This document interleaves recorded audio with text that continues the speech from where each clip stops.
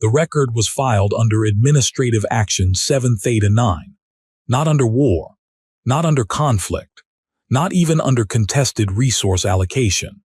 The Galactic Council, in its 37th session of the compliance rotation, had classified the dismantling of humanity's orbital defense network as a * clerical correction *. That detail alone should have warned them. Sensor specialist Vercombe noticed it first, not the silence where the human platforms had been, but the smell. The recycled atmosphere aboard the compliance vessel ordered patience carried something it hadn't carried before the grid came down, something organic and sharp that the environmental systems couldn't quite neutralize. Vercombe had processed thousands of compliance operations across 41 species. He had never smelled anything like this aboard a human installation. He filed the anomaly under biological variance *. He did not mention it in his report. He would spend the rest of his life wishing he had. The Defense Grid Compliance Order had passed the Council's 7th chamber on what humans called a Tuesday, though the session record showed the vote finalized at 03:14 station time when the human observer delegates were asleep. 42 member species, 39 votes in favor, 2 abstentions, 1 absence. The human delegation had not been informed until 6 hours after the vote was certified. Ambassador Lena Vasquez read the notification on a handheld device. Her aide watched her face and later told colleagues he had expected anger.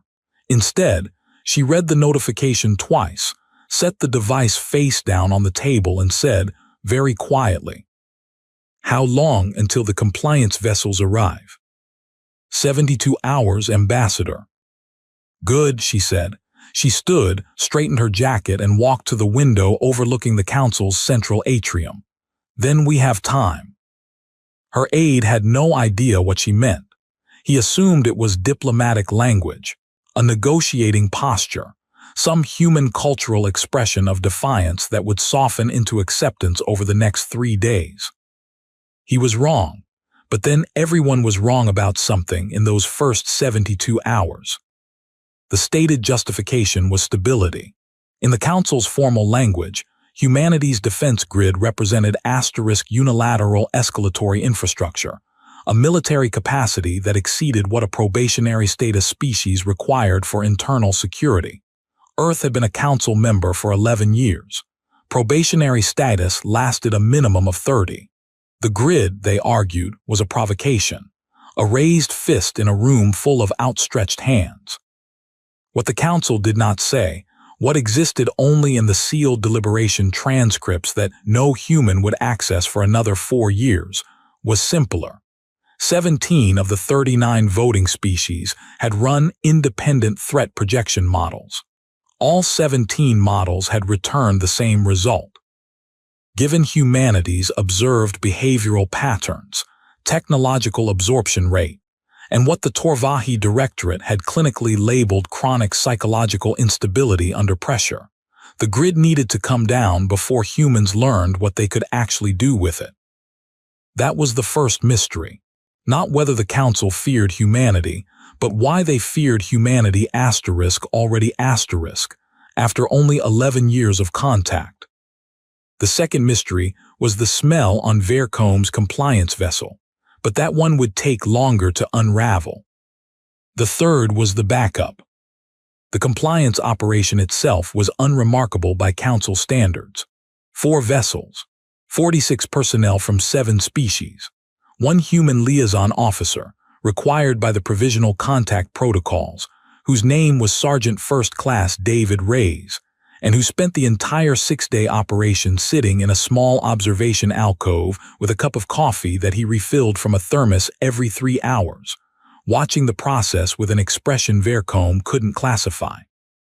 Not grief, not rage, not the resigned acceptance Vercombe had observed in species who understood they had no options remaining. Something else, something still and attentive, the way a person looks when they are waiting for a specific moment that hasn't arrived yet. On the 3rd day, Vercombe sat across from him. "You understand," Vercombe began, choosing his words with care, that this action is not punitive. The council. I know what the council says, Reyes said. The lack of anger in his voice was more unsettling than anger would have been. Your government submitted no formal protest, Vercombe continued. Under the provisional protocols, you had 14 days to. We know the protocols. Vercombe paused, then why? Finish your work, specialist. Reyes refilled his coffee. We're not stopping you. Vercombe returned to his station. He wrote in his personal log that night, the human observer does not appear distressed by the dismantlement. He appears to be measuring something. I cannot determine what. He did not know what question to ask. He was not yet afraid enough to ask the right one. The grid came down in sections. The outer defense lattice first, 47 orbital platforms, each one carrying enough directed energy capacity to hold a contested approach corridor for 3 weeks against a mid-tier military fleet. Then the relay network, the targeting infrastructure, the subspace communication nodes hardwired specifically to the defense architecture. Finally, the 4 deep detection arrays that had been Earth's early warning system. The thing that would have given humanity 72 hours of notice before any serious threat could reach the inner system. Vercombe supervised the decommissioning of the last array personally. It was a massive structure, old by human standards, 12 years old, built before full council contact, redesigned twice in the years since. The engineering team spent 9 hours removing its core systems, documenting each component per the compliance record. What no one noticed during those 9 hours was that the installation was 6 meters longer than the original blueprint. 6 meters on a 300-meter structure, a rounding error, a construction variance. Vercombe's team logged it without comment. Reyes in his alcove finally allowed himself a small breath. The council received the compliance confirmation 14 days after the vote, certified complete, all primary defensive infrastructure dismantled, cataloged, and removed from Earth's operational capacity. The 7th chamber recorded the action as closed.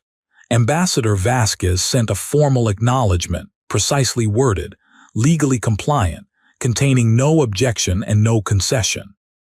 3 of the council's senior members interpreted this as evidence that humans were fundamentally pragmatic beneath the emotional volatility.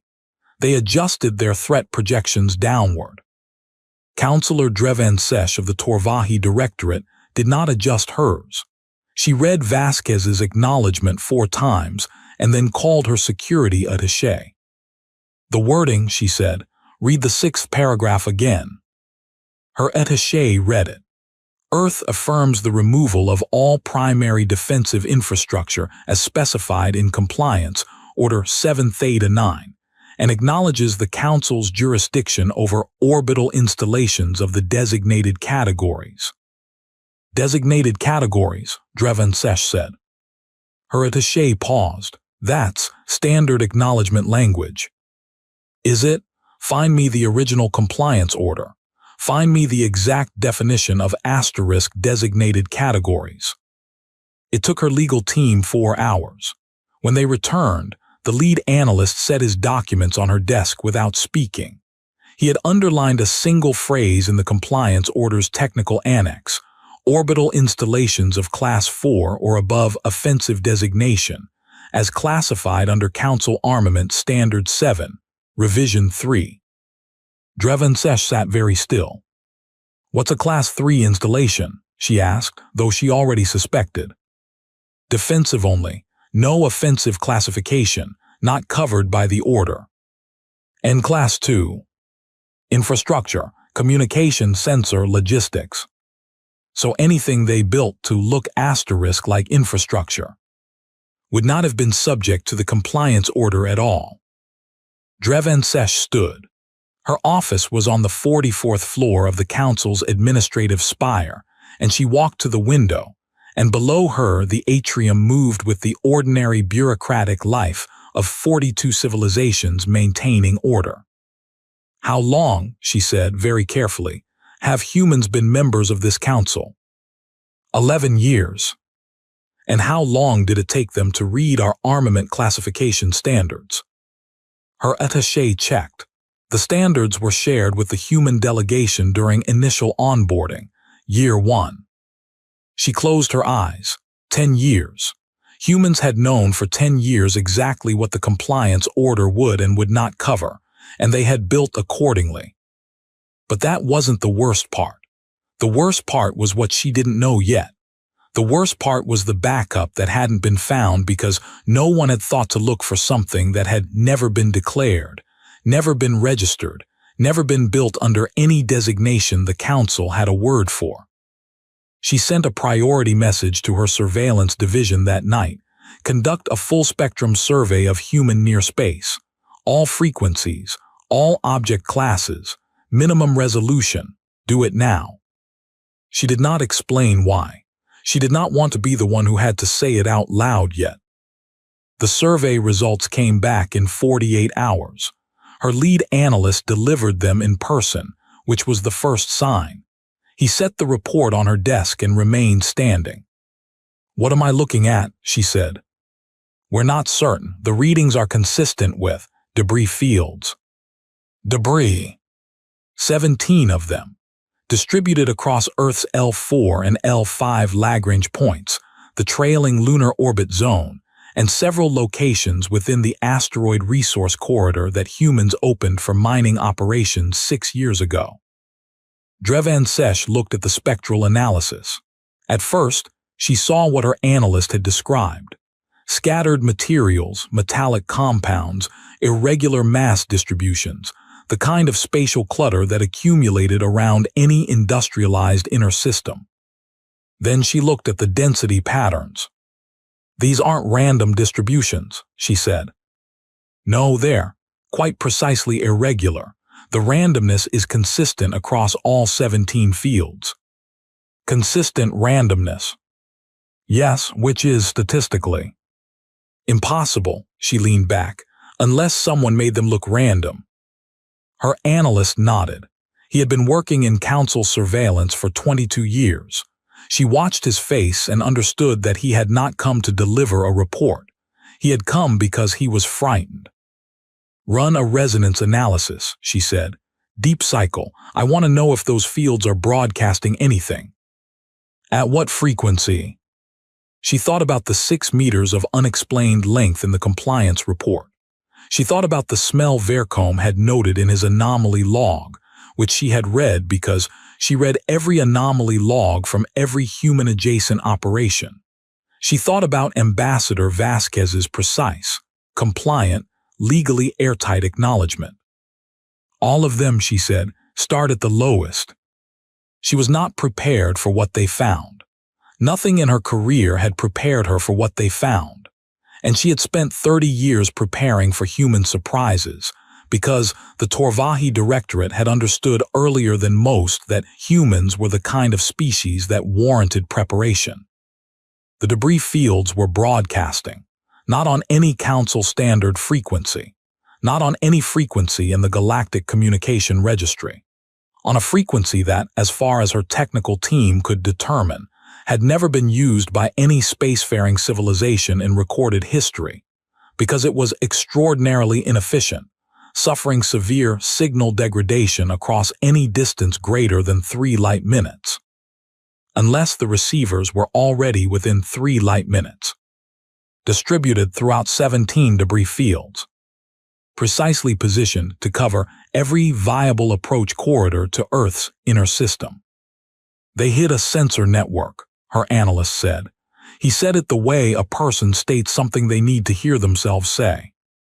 They hid it inside asterisk debris fields they manufactured to look like natural accumulation," Drevansesh said.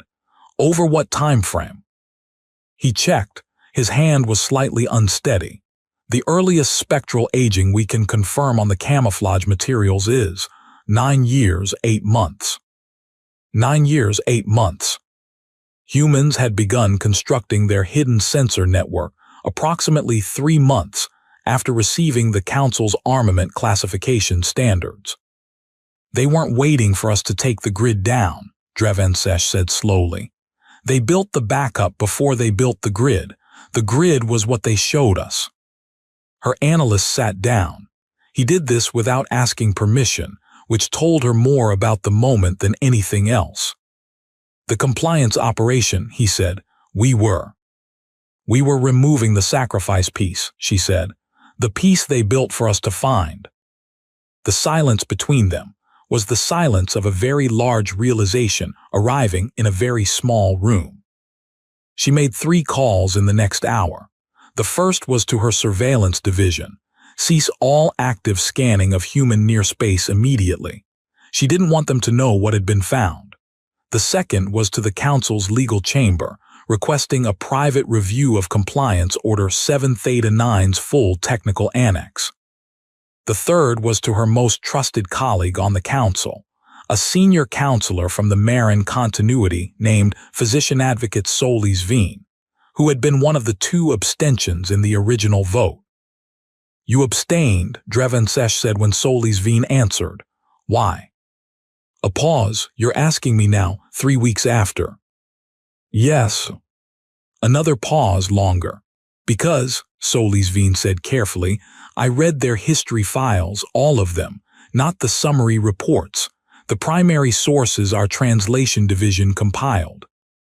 And every time a human civilization in their own history was stripped of its defenses through political pressure, they did one of 2 things. They collapsed, or they built something they didn't tell anyone about. Drevensesh closed her eyes, and you couldn't tell which kind these were. I knew which kind they were. That's why I abstained. I didn't think 39 of my colleagues should vote for the order without understanding what they might be creating. Why didn't you say so? The pause this time was so long she wondered if the connection had dropped. Because, Solis Veen finally said, I was not certain anyone would believe me. Humans had been members for 11 years and had not yet done anything the threat projection models predicted. It is very difficult to tell a chamber full of experienced diplomats that a species is dangerous specifically, because they haven't shown you how dangerous they are yet. Drevensesh thought about Sergeant Reyes watching the compliance operation with his cup of coffee, refilling it every 3 hours, measuring something she hadn't known to look for. I need to meet with Vasquez, she said. That would be unwise right now. Why? Because, Solis Veen said, and now there was something almost sorrowful in her voice, if you meet with her, she will know we found it. And right now, the one advantage we have is that she doesn't know we know. The moment she knows. She already knows, Drevensesh said. A sharp silence. How? Because we ran an active scan of their near space. Active scans emit. Any decent sensor network would have detected our survey. She breathed out slowly. She's known we found it for about 36 hours. She's been waiting to see what we do with the information.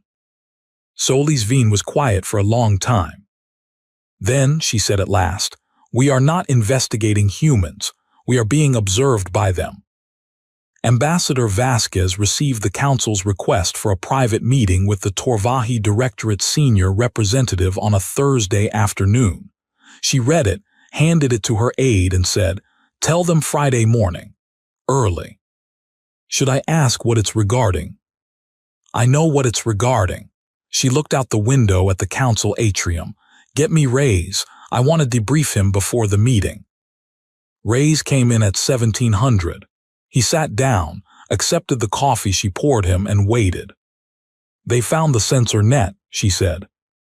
He nodded. He didn't look surprised. He didn't look relieved either. He looked the same way he'd looked in the observation alcove on the compliance vessel, attentive and still. How much of it, he asked. Enough to understand what it is, maybe not enough to understand what it does. They'll want to know if there's more. Yes. He turned the coffee cup in his hands. Is there? She met his eyes. What do you think? He was quiet for a moment. Then, I think when they took the grid down, they expected us to be frightened, or angry, or to protest. They didn't expect us to already have a plan for the moment exactly like this one. He set down the cup. That's 3 things they've gotten wrong about us. 4, she said. He raised an eyebrow. They think the backup is the sensor network. The question appeared in his eyes before he voiced it. The sensor network, Vasquez said carefully, is the backup to the backup. Ray sat very still, then quietly, how long have we? Since year 3. She stood and moved to the window. The grid was real. The sensor network is real. But both of them were built on the assumption that someday we'd be in a room with a very powerful group of people who had just made a very serious mistake. And we'd need to have a conversation about what happens next. She watched the atrium below. Tomorrow, we have that conversation. And if they don't respond well. The silence that followed was not empty. It was the specific silence of a person who has considered every answer and chosen not to speak any of them aloud. Then we find out, she said, what year 4 was for. The Friday meeting was requested as a bilateral session. It became, within 4 hours, a full emergency session of the Council's Security Continuity Committee, 7 senior representatives, legal counsel, the head of the Council's Military Liaison Division, and because the protocols required it, a human observer. That observer was Vasquez herself. She entered the chamber in a dark blue jacket she had worn to every significant meeting since her first year as ambassador. Her aide had once asked about it. She had told him she wore it because it was comfortable. This was not entirely true.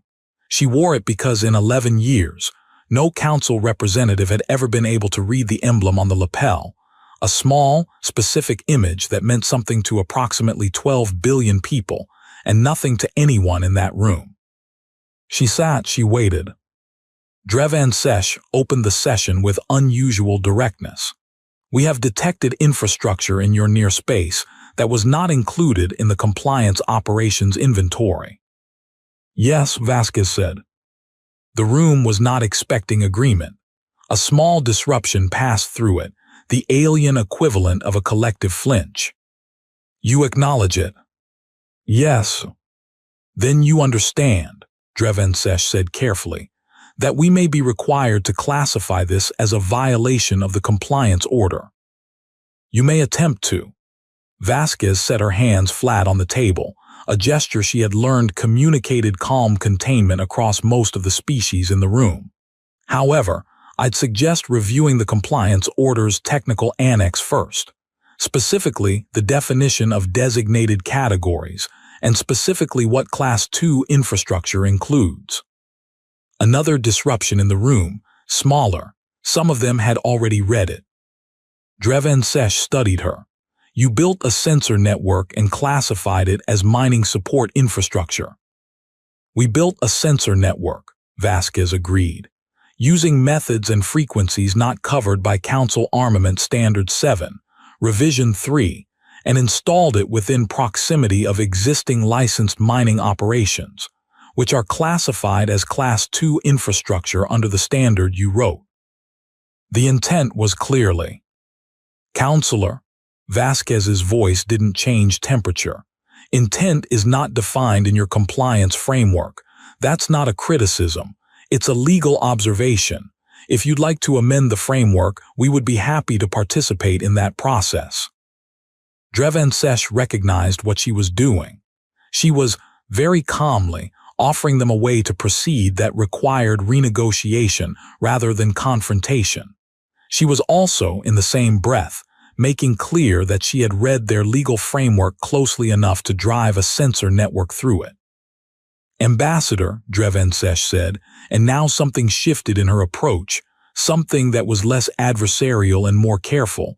I want to understand something, off the formal record. Vasquez looked at the recording indicator on the table, looked at Drevan Sesh. You'll need to actually turn off the record. Drevan Sesh turned off the record. 3 months after we joined the council, Vasquez said, before Drevan Sesh could speak, one of our analysts flagged a pattern in your armament standards. The classification structure had 17 distinct gaps, areas where defensive or dual-use infrastructure could be deployed without triggering any existing compliance mechanism. We did not create those gaps. We found them. She paused. Our analysts spent the following 3 months verifying that the gaps were real, not traps. Then we spent 9 years building within them. Because you anticipated the compliance order, Drevensesh said. Because we read your history the same way your colleague Solis Veen read ours, a beat. Every dominant institution in your council's history has, at some point, moved to limit the capacity of a rising member species. It's not malicious. It's structural. You do it because you believe it ensures stability. We understand that. She held Drevensesh's gaze. We just prepared for it. The room was quiet in a way it hadn't been before. Not the silence of shock.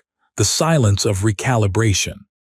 What else? Said the military liaison, Commandant Scholar Prethaliv, who had not spoken until now. Did you build that we haven't found? Vasquez looked at him. The question was direct. She gave it the weight it deserved. I'm not going to answer that, she said, but I'll tell you something more useful. She looked around the table. You took our grid down because 17 of your member species ran threat projections and determined we were a risk. I'd like to know what those projections were based on. Drevensesh glanced at the legal counsel. A small confirmation passed between them. Then, behavioral modeling. Your species observed patterns under stress, escalation rates, psychological variance under extended pressure. The models determined that a species with your profile, given sufficient military capacity, would represent a statistically significant destabilization risk within 2 council generations. And now, Vasquez asked. Drevensesh paused. The models haven't been rerun. Run them again, Vasquez said, with the new data, then bring me the results. She stood, which signaled the end of the conversation more effectively than any formal motion. Because I think you'll find that what your models actually identified wasn't aggression. She picked up her jacket lapel with 2 fingers and showed them the emblem, the small image that meant everything and nothing, depending on whether you knew what you were looking at. None of them knew. She let it fall. What your models identified, she said, is a species that doesn't stop building when it's frightened. That's not the same thing as dangerous. She moved toward the door. Though I understand why you might find it hard to tell the difference. She was 3 steps into the corridor when Prethaliv appeared behind her. He had moved fast for his size, which told her he'd been waiting for her to leave the room before asking what he actually wanted to know. The backup, he said, low, not a question. She stopped, didn't turn. The sensor network, he said, is not the main installation. Your ambassador's response pattern in there, you were comfortable. Too comfortable for someone who had been caught. You were comfortable because being caught was acceptable. That means there's something that being caught doesn't compromise. She turned, looked at him steadily. You spent 9 years building inside our legal gaps, he said. What were you building toward? She considered him. She had been told by people who'd worked with the Torvahi for decades that their military officers were the species' most perceptive individuals, selected specifically for their capacity to find patterns in behavior that their civilian counterparts missed. She had been told this, and she had believed it, and she was now looking at the evidence. Commandant, she said quietly, the question you should be asking isn't what we built. The question is why your legal framework had 17 gaps in the first place. His eyes shifted, a micro-expression she recognized as the alien equivalent of a person realizing they've been standing on the wrong side of a door. Our frameworks were developed over 400 years, he said slowly, by dozens of member species collaborating on the assumption, she said, that the gaps would never need to be closed because no species would be patient enough to find all 17, verify they were real rather than traps, and then spend 9 years quietly building inside them without triggering a single monitoring flag. She watched understanding move across his face. Your frameworks were designed for species that think in terms of decades. We planned in terms of decades, too. We just planned further into the decade than you expected." She turned and walked to the end of the corridor. He did not follow. She did not tell him what year 4 was for. She would not tell anyone yet what year 4 was for. But as she walked, she thought about the people who had spent 8 years after the sensor network was complete doing something quieter, something that required no infrastructure at all, no orbital installations, no frequencies, no debris fields, something built entirely in the minds of 12 billion people who had grown up learning 2 things simultaneously: how to be good council members and how to survive in a galaxy where good council membership might someday not be enough. She thought about the 11 million children currently enrolled in deep space survival curriculum, the 300,000 engineers with dual specialties in council standard systems, and the theoretical alternatives to every piece of council standard infrastructure. The 47 research programs running in parallel in the identified gaps of council knowledge. Gaps humans had been cataloging for 11 years with the same quiet, systematic patience they'd used to find the gaps in the legal framework. None of it was in any military registry. None of it was classified as a threat. It was, by every council standard, simply education, development, a species maturing into its membership. She thought about what Dreven Sesh's rerun threat projections were going to say when they returned. She thought about the face of the analyst who would deliver them. She thought about Ray's in his alcove, refilling his thermos, measuring something no one had known to look for. The threat projections came back in 6 days. Dreven Sesh reviewed them alone at 300 station time, in her office, with the lights down, because she had known since requesting them what they were likely to say, and she had wanted to be alone when she read it. The models had been updated with the new behavioral data, the analysis of the sensor network's construction timeline, the legal framework navigation, the compliance operation response pattern, the Friday meeting dynamics. The revised threat projection was 23 pages. The summary was 1 sentence. This species does not become more dangerous under pressure.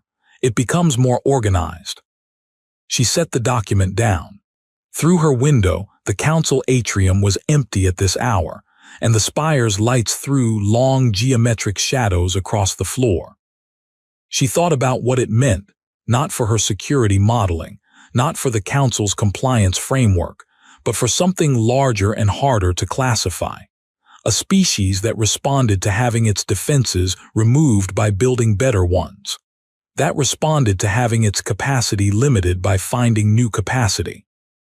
That had spent 11 years learning the shape of a system, not to attack it, but to live inside it so thoroughly that the system could not safely move against them without revealing every gap in itself. Not aggression, not resistance, something more patient than either. She pulled up the file on Ambassador Vasquez, the full file, not the diplomatic summary. The childhood education records that the initial contact team had compiled because they compiled everything. The early career documents, the personal history. There was a photograph, dated from before council contact. Vasquez was young in it, very young, maybe 8 years old. She was standing in front of a building that the file identified as a school. She was holding something, a book, an actual printed book, which humans had continued producing long after digital alternatives were standard, a fact that had struck several contact linguists as economically irrational. Dreven Sesh enlarged the image enough to read the book's title. The translation system struggled, rendered it phonetically, something about stars. She closed the file. She sat in the dark. She thought about 8-year-old humans reading books about stars and growing up to spend 9 years building invisible sensor networks inside an alien legal framework before the need for them had even officially existed. She thought about what kind of species read about stars before they could reach them, and what kind of species, upon finally reaching them, immediately began planning for the possibility that the stars might one day need to be defended. She did not sleep that night, Vasquez received Dreven-Sesh's private communique at 600. No formal channel, no legal counsel copied, just a message from one person to another that read, "I would like to continue our conversation from Friday. Off record, as before. I have a question that is not in my professional interest to ask officially." Vasquez read it, wrote back, "Same terms tomorrow."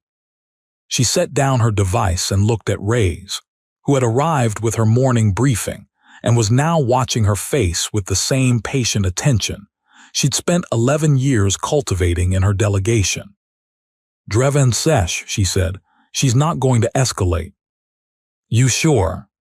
"She's a threat projector. She ran the new models and understood what they mean." Vasquez poured her coffee. "She's not scared of what we built. She's scared of what we are." Reyes was quiet for a moment. "Is that better or worse?" She thought about year 4. She thought about 11 million children and 47 research programs and 300,000 engineers. She thought about the 12 billion people who had, without ever being asked directly, without any formal program or official directive, simply decided, collectively, quietly, with the specific stubbornness of a species that had survived its own history, that they would not be the kind of civilization that could be made helpless by paperwork. "It's honest," she said, "that's what it is." Dreven-Sesh arrived at the private meeting room early. Vasquez arrived exactly on time, which Dreven-Sesh had begun to recognize as a human way of indicating that punctuality was a choice rather than a response. They sat, no recording indicators, no legal counsel, no formal language. "My question," Dreven-Sesh said, "is this. If we had not taken the grid down, would you have built the sensor network anyway?" Vasquez looked at her for a long moment. Then, "Yes." "Why?" "Because we read your history. Every dominant institution eventually moves to limit a rising member. We didn't build the backup because we were afraid of you specifically. We built it because we understood the structure." She paused. "The grid was our public defense. The sensor network was our private one. If the grid had never been touched, the sensor network would still exist, and you still wouldn't have found it, and we would still be sitting in council sessions being very good probationary members.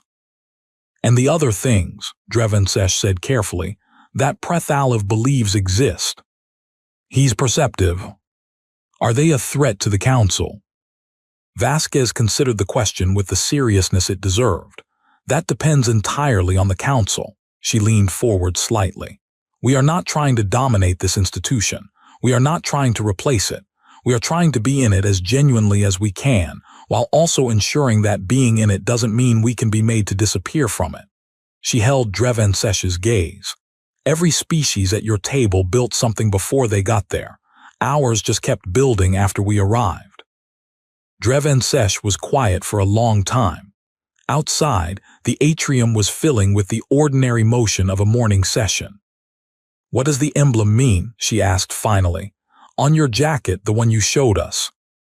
Vasquez looked down at her lapel, at the small image that meant everything to 12 billion people. "It's from an old Earth saying," she said, "from before we had any of this, before space, before contact, before the council, from a time when we didn't have any of the advantages we have now." She smoothed the fabric. "It means we have not yet begun to fight."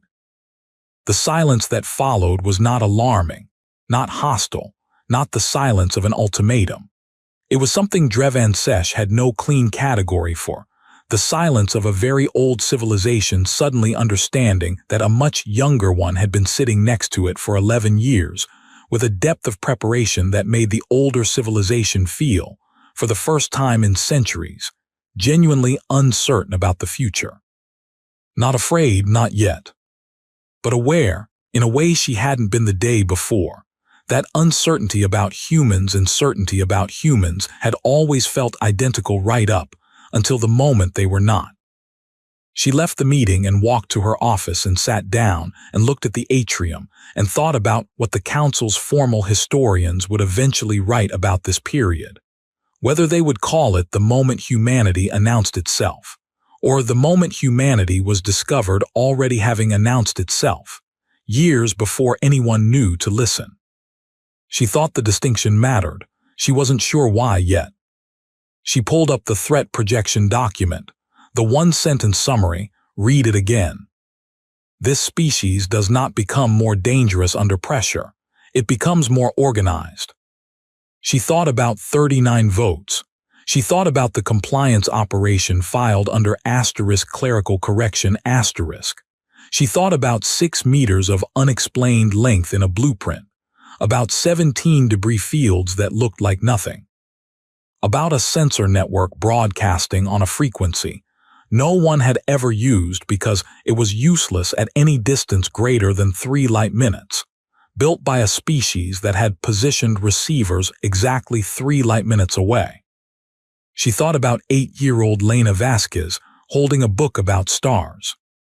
She thought about what kind of species reads about something before it can touch it, and then, upon touching it, immediately begins planning for the moment someone might try to take it away. She did not add a note to the formal record. She did not file a revised threat assessment. She did not schedule another session. She did one thing. She sent a private message to every member of the Security Continuity Committee. No subject line, no formal preamble, just a question.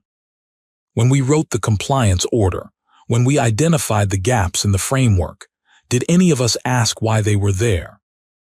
No one answered that day. No one answered the next. 3 weeks later, Prethalev sent a single line.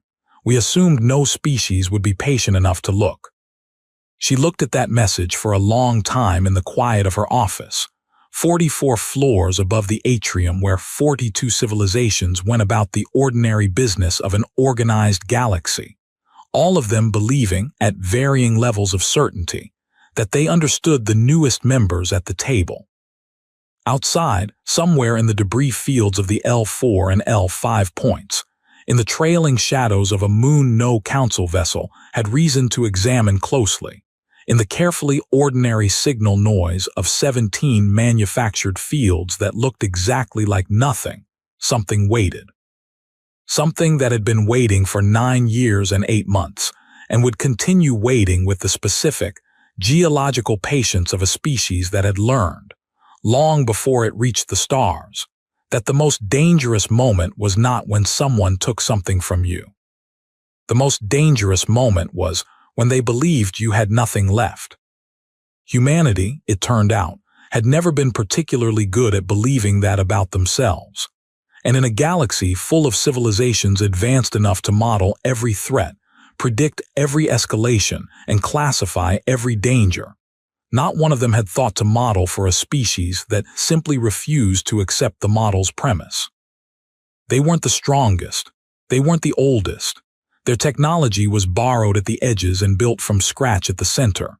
Their emotional volatility was real, their history was violent, and their psychology was, by every clinical metric, unstable under extended pressure. But they had been reading about the stars since they were children. And they had never, not once, stopped playing